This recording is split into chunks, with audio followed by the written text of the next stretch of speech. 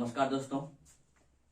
मूल अधिकार में आज हम लोग स्वतंत्रता का अधिकार यानी राइट टू फ्रीडम, इसके तहत कुछ अनुच्छेद है। अनुच्छेद 19 से 22। तो इससे पूर्व हम लोगों ने देखा कि समता का अधिकार या समानता का अधिकार में अनुच्छेद 14 से 18 के बीच में, तो आप अगर चाहे तो पिछला वीडियो प्लेलिस्ट में जाकर आप देख सकते हैं। मूल अधिकार का पहला पार्ट है यानी समता का अधिकार में, वहां पर भी 5 अनुच्छेद है, आप उसे देख सकते हैं। लेकिन आज हम लोग चलते हैं स्वतंत्रता का अधिकार। यहां पर देखिए 19, 20, 21, 22 यानी यहां पर 4 अनुच्छेद है। चारों को हम लोग बारी बारी से देखेंगे। लेकिन इससे पूर्व मैं आपको बताना चाहूंगा इस बात को लेकर कि स्वतंत्रता का अधिकार जहां पर 6 लिखा हुआ है, 6 दिखाई पड़ रहा होगा आप लोगों को, तो 6 के अलावा 7वां भी था। लेकिन 7वां जो अनुच्छेद आप कह सकते हैं वो अनुच्छेद है 19 का 1 का च में दिया हुआ था, संपत्ति का अर्जन धारण करने का अधिकार। इसे 44वें संविधान संशोधन 1978 द्वारा हटा दिया गया है मूल अधिकार से, और इसे 300A के तहत में रखा गया है। ध्यान रखेंगे 300A के तहत में एक विधिक अधिकार के तौर में है। आप संपत्ति अर्जन कर सकते हैं, कोई दिक्कत नहीं है, लेकिन आप सही से अर्जन कीजिए, सरकार को टैक्स दीजिए, कोई दिक्कत नहीं है। एक समय संपत्ति अर्जन करना, संपत्ति रखना मूल अधिकार था, आज वो मेरे पास मूल अधिकार के तौर पर नहीं है। तो यहाँ पर आपके 19 में अनुच्छेद 19 का 1 के तहत में 6 अधिकार दिया हुआ है। पहले जब संविधान लागू हुआ था उस समय 7 अधिकार था, अभी 6 अधिकार है। तो इन 6 को बारी बारी से हम देखेंगे, 6 को देखेंगे, लेकिन 6 के साथ में देख लीजिए, इसके बाद सब में अपवाद लगा हुआ है।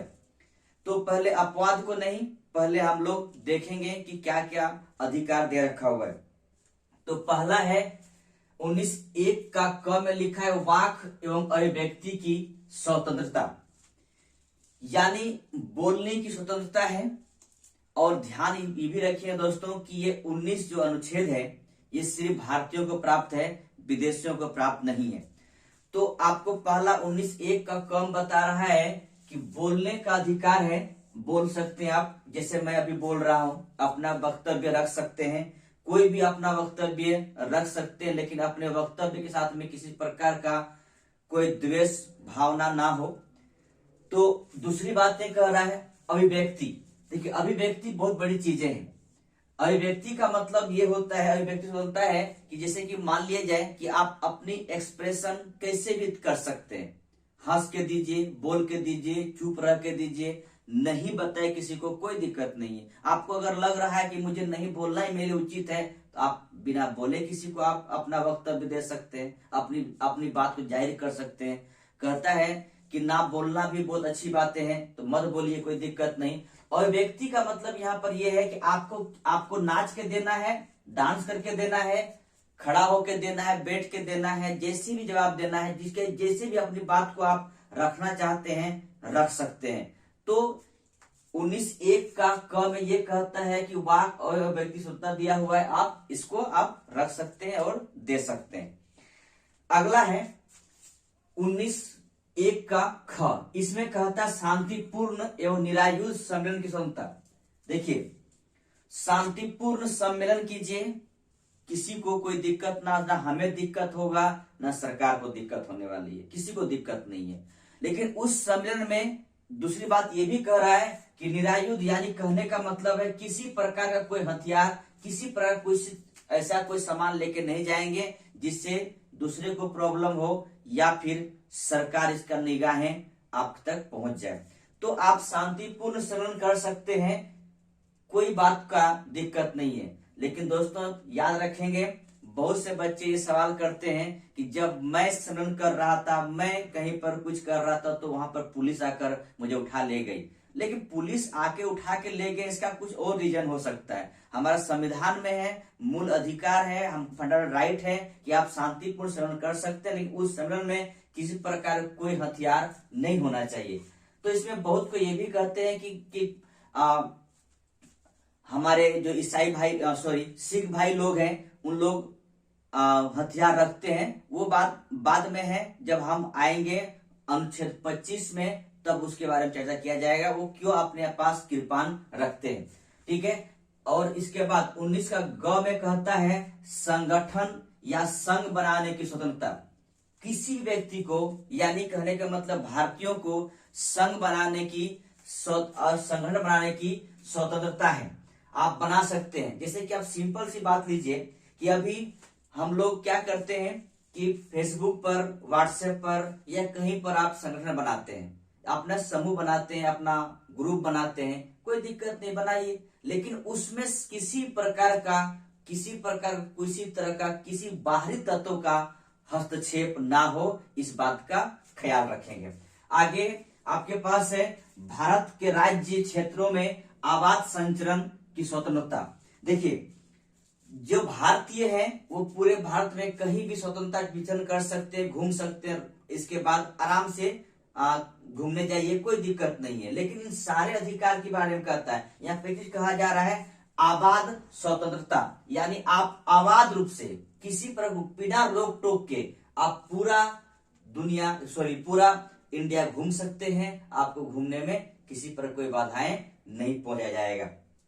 इसके बाद 19(1) का अंग कहता है कि भारत के राज्य क्षेत्र के किसी भाग में निवास करने एवं बस जाने की स्वतंत्रता। देखिए, बहुत से ऐसे भारतीय हैं जो किसी का अपने राज्य में मन नहीं लग रहा है, किसी दूसरे राज्य में जाना है, या भी कोई मजबूरी बस किसी और राज्य में जाकर बस जाते हैं अपने पैतृक निवास को छोड़कर। तो हमारे पास ये फंडामेंटल राइट है कि आप इंडिया के किसी कोने में जाइए, कहीं बस जाइए, और बसने के लिए आप स्वतंत्र हैं। और फिर सरकार भी आपको कहने का मतलब हमारा मूल अधिकार के तहत में हमारा अधिकार है, और सरकार भी आपको कुछ करने वाले नहीं है। तो आप आराम से जाकर बस सकते हैं, रह सकते हैं, पूर्णतः स्वतंत्रता दिया हुआ है। और लास्ट में 19(1) का 6 में कहता है कोई वृत्ति, आजीविका, व्यापार, कारोबार करने की स्वतंत्रता, यानी किसी प्रकार का आपका व्यवसाय करना चाहते हैं तो आप कर सकते हैं, आजीविका चलाने के लिए कुछ भी करना चाहे कर सकते हैं, व्यापार कर सकते हैं, कारोबार चला सकते हैं। ये 6 का 6 अधिकार दे रखा हुआ है। आप 19(1) के तहत में आप इसे कोई भी अधिकार को कभी भी आप अपना सकते हैं, किसी प्रकार कोई भी रोक टोक नहीं है। और इसी में यहाँ पर देखिए च नहीं है, तो च आपका ये था संपत्ति का अधिकार, मैं पहले बता दिया, ये आपका यहाँ से हटाकर कहाँ रख दिया गया, 300(a) में। ये कब किया गया है? 44वें संशोधन 1978 के द्वारा इसे हमारे मूल अधिकार से हटा दिया गया। तो देखिए दोस्तों, इन सब बात को देखने के बाद आपको ये लग रहा है कि मुझे बहुत कुछ दिया हुआ है और सच में दिया हुआ है संविधान द्वारा, लेकिन सब में कुछ न कुछ अपवाद है। जैसे कि आप यहाँ पर आइए, वाक और अव्यक्त स्वतंत्रता, कहने का मतलब यहाँ पर यह है कि बोलने की स्वतंत्रता दिया गया है। तो इसका मतलब ये नहीं है कि किसी खिलाफ किसी के बारे में जो मन किया सो बोल दिए। इसी में है 19(1) में ही है, 19(1) का क में ही है प्रेस की स्वतंत्रता। ध्यान रखेंगे, प्रेस की स्वतंत्रता, यानी यहाँ पर प्रेस यानी कहने का मतलब मीडिया द्वारा सरकार के खिलाफ, सरकार के समर्थन में जो बोलना है बोलिए, लेकिन इसका मतलब ये नहीं है कि जिसके बारे में आप बोल रहे हैं गाली दीजिए, गाली गलौज कीजिए। इसके लिए कदापि आपके इस अनुच्छेद में या फिर किसी भी अनुच्छेद में इसके बारे में कोई भी समर्थन नहीं करेंगे और ना ही करने वाले हैं। तो आपका बोलने स्वतंत्रता है, लेकिन इसका मतलब ये नहीं किसी को जो मन सो बोल दीजिए। इसके बाद शांतिपूर्ण सम्मेलन करने का है। इसका मतलब ये नहीं कि हम कहीं पर जाके रोड पर बैठकर शांति रूप से बैठे हुए रोड पर और हम सम्मेलन कर रहे हैं।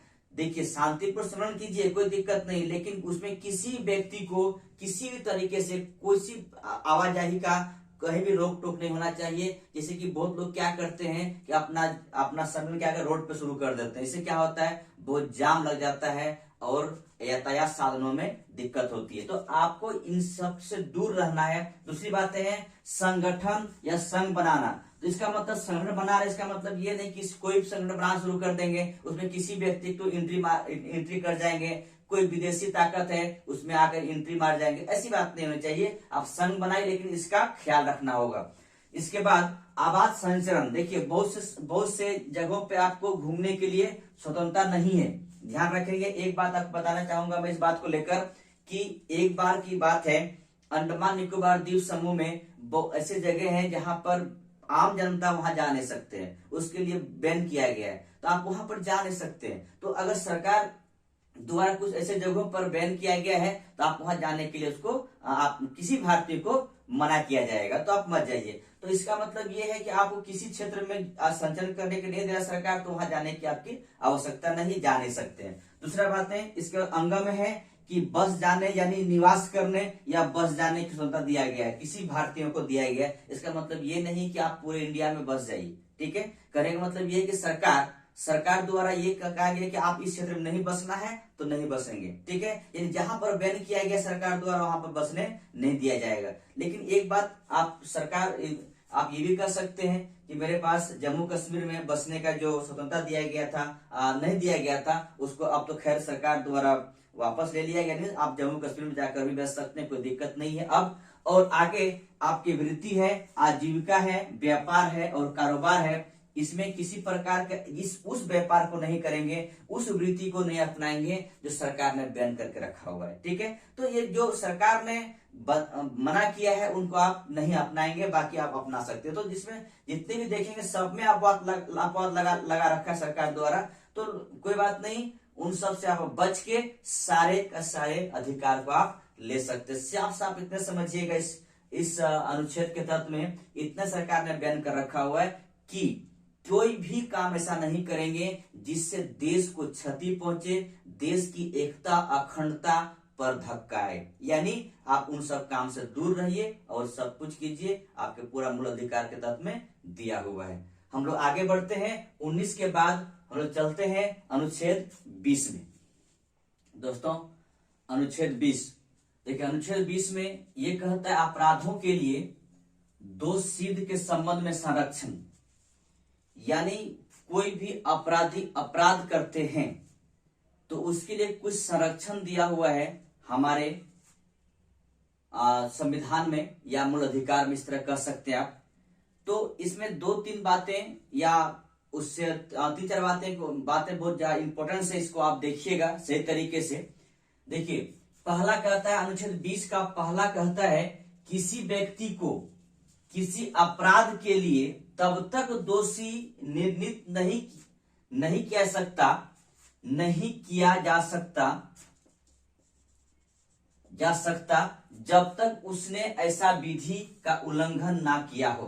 दोस्तों ध्यान रखेंगे, कोई व्यक्ति को पुलिस शक के दायरे में उठा सकती है, उठा के ले जा सकते हैं, कोई दिक्कत नहीं है, ले जाइए, लेकिन तब तक उस पर ऐसा कोई कानूनी कार्रवाई नहीं कर सकते जब तक ऐसा ना हो कि वो जो विधि हमारे देश में है उस विधि का उल्लंघन ना की। मतलब कहने का मतलब है, साफ इतना समझिएगा कि किसी व्यक्ति को पुलिस उठा तो जरूर सकते हैं, लेकिन तब तक वो दोषी नहीं है जब तक हमारे देश का विधि का उल्लंघन ना किया हो, ठीक है।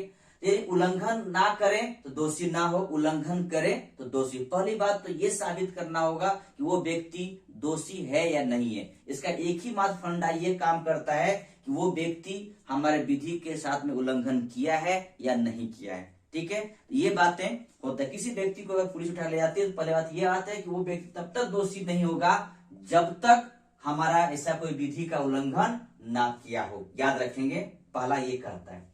दूसरा कहता है अपराधी को अपराध करने के समय, ध्यान रहे दोस्तों, अपराधी को अपराध करने के समय जो कानून है उसी कानून के तहत सजा मिलेगी, ना कि पहले और ना बाद के बनने वाले कानून के तहत। कहने का मतलब है कि अगर 2019 में जो कानून बना है उस कानून के वो कानून लागू हो चुका है, मान लो हो गया है, और कोई अपराध उनसे पहले किए हो तो उससे पहले जो कानून था उसी की तहत सजा मिलेगी, ना कि 2019 वाले कानून के साथ में। यानी जिस समय जो अपराध किए हैं और जो देश में मेरा कानून चल रहा है उसी कानून के तहत उसे सजा मिलने वाली है, ना तो पहले वाले कानून का ना बाद वाले कानून का। ध्यान रखेंगे इस बात को। और तीसरा कहता है कि एक अपराध के लिए एक दंड, यानी कहने का मतलब है कि अगर कोई व्यक्ति एक अपराध किए हैं, सपोज कीजिए कोई व्यक्ति किसी का मर्डर किए हैं, तो उसको एक ही दंड मिलेगा। इसका मतलब ये नहीं कि वो बार बार दंड दिया जाएगा उसे। बहुत से केस में ऐसा होता है कि किसी कारणवश से कोई व्यक्ति को 20 साल तक बिना ट्रायल का जेल में बंद है, तो बहुत से अपराधी को ये बोल के छोड़ा जाता है कि तो आपने जिंदगी के जितना साल जेल होना चाहिए या सजा होनी चाहिए उतना साल तो इसे जेल में ही काट लिए, अंत में उस अपराधी को छोड़ देते हैं। यानी एक अपराध के लिए एक ही दंड मिलेगा, ना कि एक ही अपराध के लिए बार बार दंड दिया जाएगा। ठीक है। और चौथा कहता है स्वयं के विरुद्ध साक्ष्य देने के लिए बाध्य अपराधी को नहीं किया जाएगा। कहने का मतलब यहाँ पर इस बात के लिए आप जानेंगे कि कोई भी व्यक्ति को जो अपराध किए हैं वो खुद के विरुद्ध, यानी खुद के विरुद्ध में साक्ष्य पेश नहीं करने के लिए पुलिस ऐसा काम नहीं करवाएंगे कि खुद से वो साक्ष्य दे कि हम ही ने अपराध किए हैं, ऐसी बात नहीं। ठीक है। कहने का मतलब ये है कि ये साक्ष्य जुटाने का काम है पुलिस का, वो पुलिस साक्ष्य जुटाएंगे। साफ साफ ये कहता है कि अपराधी को बाध्य नहीं करेंगे कि वो साक्ष्य दे अपने विरुद्ध। यानी साफ साफ इतना समझिएगा कि जो अपराध किए हैं उसे गवाह नहीं बना सकते हैं। ठीक है। आगे इतना समझेंगे इन सब बातों को। अनुच्छेद 20 के तहत में इतनी सी बातें हैं कि किसी व्यक्ति को तब तक दोषी नहीं है, कोई व्यक्ति तब तक दोषी नहीं है जब तक कोई ऐसा उल्लंघन ना किया हो जो विधि द्वारा दिया गया है। तो दूसरा कहता है कि वो उसी कानून के तहत में सजा मिलेगी जिसमें जो अपराध किए हैं, जो कानून देश में लागू है। तीसरा कह रहा है कि एक अपराध के लिए एक ही दंड दिया जाएगा, बार बार दंड नहीं दिया जाएगा। और चौथा कह रहा है कि स्वयं के विरुद्ध कोई भी साक्ष्य प्रस्तुत करने के लिए नहीं कहा जाएगा। ये है आपका अनुच्छेद 20। इसके बाद हम लोग चलते हैं अनुच्छेद 21, जो कि मूल अधिकार का बहुत बड़ा एक अनुच्छेद है। इसको अगर बहुत सही तरीके से देखा जाए तो बहुत विस्तार है इसका, लेकिन हम लोग उतना विस्तार में नहीं जाएंगे। कुछ चीजें हैं जो इंपॉर्टेंट चीजें हैं उसको हम लोग देखेंगे और फिर हम लोग आगे बढ़ जाएंगे। ठीक है दोस्तों, चलते हैं अनुच्छेद 21 की तरफ। दोस्तों अनुच्छेद 21 यानी प्राण एवं दैहिक स्वतंत्रता। देखिए मूल अधिकार में जहां तक मेरा अपना व्यक्तिगत निर्णय है या व्यक्तिगत कह सकते हैं कि विचार है कि मूल अधिकार की तरफ में सबसे बड़ा अगर कोई अनुच्छेद है तो यही है, यानी जीने का अधिकार। सबसे जीने का अधिकार, इसके तहत में बहुत सारे अभी तक सरकार किसी व्यक्ति के साथ में न्यायालय ने निर्णय दिए हैं। तो जीने के अधिकार में बहुत सारे अधिकार है, जैसे कि आपको ऐसा घर में रहना है जहां पे सूरज की रोशनी मिले, ये आपकी जीने का अधिकार है। पर्यावरण प्रदूषण नहीं होनी चाहिए, यानी स्वच्छ वातावरण में जीने का अधिकार है। एक वाद आपको मैं बताना जा रहा हूं, मेनका गांधी जो एक वाद हुआ था उसमें ये समय है 1978 की बात है। 1978 की बात है। मेनका गांधी का पासपोर्ट जमा कर लिया गया था सरकार के द्वारा। इसी में वाद में लगा था कि कहने का मतलब सुप्रीम कोर्ट में ये वाद आया था, खासकर मेनका गांधी और भारत संघ के साथ में ये वाद था। कहा गया था कि जीने के अधिकार के तहत में मुझे विदेश जाने का भी अधिकार है। अगर आप पासपोर्ट को जब्त कर लेंगे तो यहाँ पर हम विदेश जा नहीं सकते हैं, यानी हमारे मूल अधिकार का हनन होता है। तो आप इतना समझ सकते हैं इसका विस्तार कहां तक है। और दूसरी बातें हैं right to privacy. Right to privacy यानी आप ये भी जीने के अधिकार के तहत में ही है। राइट टू प्राइवेसी से आप रख सकते हैं, अपने आप को प्राइवेसी रख सकते हैं। फोन टेपिंग का मामला है, ये भी इसी के अंतर्गत में आता है। तो ये जीने का अधिकार यानी अनुच्छेद 21 जो है इसका बहुत ज्यादा विस्तार है, बहुत ज्यादा आगे तक ये आप सोच सकते हैं, इसके बारे में जान सकते हैं। तो ये मूल अधिकार का बहुत बड़ी यानी फंडामेंटल राइट का बहुत बड़ा एक अनुच्छेद है। इसको आप थोड़ा सा अच्छे से जानेंगे और देखेंगे। अनुच्छेद 21 के तहत में। इसके बाद देखिए समय समय पर बहुत बार इसमें ऐसा बात हुआ है कि आप आराम से इसके बारे में बहुत सारे बुक में होगा, बहुत सारे किताबों में इसके बारे में लिखा होगा, बहुत सारे अनुच्छेद हैं इनके साथ में, सॉरी अनुच्छेद नहीं कर सकते हैं, बहुत सारे न्यायालय का वाद लगा हुआ है इस अनुच्छेद के साथ में, तो आप आराम से देख सकते हैं इसके बारे में। आगे है अनुच्छेद एक है 21 का ए। 21 का ए में कहता है शिक्षा का अधिकार। देखिए इससे पहले शिक्षा का अधिकार हमारे संविधान के तहत में डीपीएसपी में दिया हुआ था कि किसी बच्चे को 6 से 14 वर्ष के तक के बच्चों को निःशुल्क शिक्षा दिया जाए। लेकिन आपको पता है कि डीपीएसपी में जो भी चीजें, जो भी अनुच्छेद रखा हुआ है, सरकार की मर्जी होगा तो देंगे, नहीं होगा तो वो नहीं देने वाले हैं। ठीक है, तो इसी प्रकार जब सरकार के पास मर्जी हो तो दे, लेकिन अगर हम इसको मूल अधिकार में लाकर खड़ा कर देते हैं तो सरकार की मजबूरी हो जाएगी, उसे देना ही पड़ेगा, जनता के पास समक्ष रखना ही पड़ेगा। यही चीजें हुआ था कब 2002 में 86वें संशोधन के तहत में कहा गया था कि आपको किसी बच्चे को 6 से 14 वर्ष के बच्चे को निःशुल्क शिक्षा दिया जाए, और अनुच्छेद है आपका 21 का ए।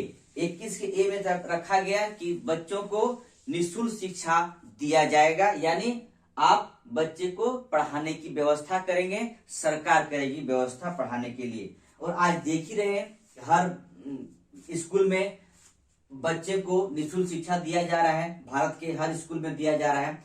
बच्चे को खाना पीना, इसके बाद कपड़ा, साइकिल, इस सब कुछ व्यवस्था, किताब की व्यवस्था, ड्रेस की व्यवस्था किया गया है। तो ये कब हुआ था? 86वें संशोधन 2002 में ये हमारे देश के संविधान में कहने का मतलब मूल अधिकार में 21A के तहत में रखा गया है। इसके बाद आपका अनुच्छेद है 22। अनुच्छेद 22 के तहत में कहता है गिरफ्तारी और निरोध के संरक्षण, यानी किसी व्यक्ति को गिरफ्तार करते हैं उसके साथ में कुछ संरक्षण दिया हुआ है। तो वो संरक्षण क्या है? देखिए ध्यान से देखिएगा, ये अनुच्छेद जो 22 है, 22 का 7 खंड दिया गया है। 1 और 2 खंड सामान्य गिरफ्तारी के लिए है, बाकी 3, 4, 5, 6, 7 निवारक निरोध। यानी कहने का मतलब है, वह निवारक निरोध को समझिएगा। निवारक निरोध का मतलब होता है कि बहुत समय पर सरकार द्वारा कुछ न कुछ देश के लिए कोई कानून लाते गया है, खासकर उनके लिए जो आतंकवादी है या फिर देश के खिलाफ कोई काम कर रहा है या देश को तोड़ने के काम कर रहा है, या उन लोगों के लिए कुछ न कुछ कानून लाते गए, जैसे कि टाटा, पोटा, रासुका, इन सब कानून लाया गया था। इसी को कहा जाता है निवारक निरोध कानून। इसके साथ में जो इस निवारक निरोध के तहत गिरफ्तार किया जाएगा, तो बाकी 3 में बताने जो जा रहा हूं ये उसे लागू नहीं होगी। तो निवारक निरोध के साथ में क्या है कि इस पर सरकार का अपना या पुलिस का अपना कानून चलता है। यहाँ पर एक सामान्य जनता जिस तरह ट्रीट किया जाता है उसके साथ में इस तरह ट्रीट नहीं किया जाता है, इसके साथ ट्रीट करने का तरीका दूसरा है। तो ये बातें अलग है, लेकिन यहाँ पर 3 बातें दिया गया है कि पहला चीजें हैं कि गिरफ्तारी में लेने का कारण बताना होगा। किसको बताना होगा? जिसे गिरफ्तार किए हैं। और ये किसमें है? 1 और 2, यानी 22 का 1 और 2 के तहत में किसी सामान्य तरह से किसी गिरफ्तार करते हैं तो उसे बताना होगा कि गिरफ्तार आपको क्यों किया जा रहा है, बताने और गिरफ्तारी करने का कारण बताना होगा उस व्यक्ति को। दूसरा चीज कहता है कि 24 घंटे के अंदर, यानी आने जाने की छोड़कर, यानी कहने का मतलब अपराधी को लाने के लिए थाने से मजिस्ट्रेट तक लाने का जो समय लगेगा उनको छोड़कर 24 घंटे के अंदर में किसी मजिस्ट्रेट या दंडाधिकारी के पास आपको पेश करना होगा। इसके बाद उस व्यक्ति का अपनी पसंद का वकील रखने के लिए या उस स्वतंत्र है, वो वकील क्यों रखेंगे? अपनी सलाह के लिए, मशवरा के लिए। ठीक है, तो 3 चीजें हैं। किसी व्यक्ति को गिरफ्तार करते हैं तो कारण बताना पड़ेगा। दूसरी बात है 24 आवर के अंतर्गत में उसे किसी दंडाधिकारी या मजिस्ट्रेट के सामने पेश करना होगा। और तीसरा कहता है अपने पसंद का वकील रखना पड़ेगा। लेकिन ये सब सारी बातें कहां पर होगी? सामान्य गिरफ्तारी पर, निवारक निरोध पर नहीं। अगर निवारक निरोध पर गिरफ्तार करते हैं तो उसके लिए अलग से ट्रीट किया जाएगा। दोस्तों, ये था आपका स्वतंत्रता का अधिकार। वीडियो अच्छा लगे तो शेयर करेंगे, लाइक करेंगे और सब्सक्राइब करेंगे। धन्यवाद।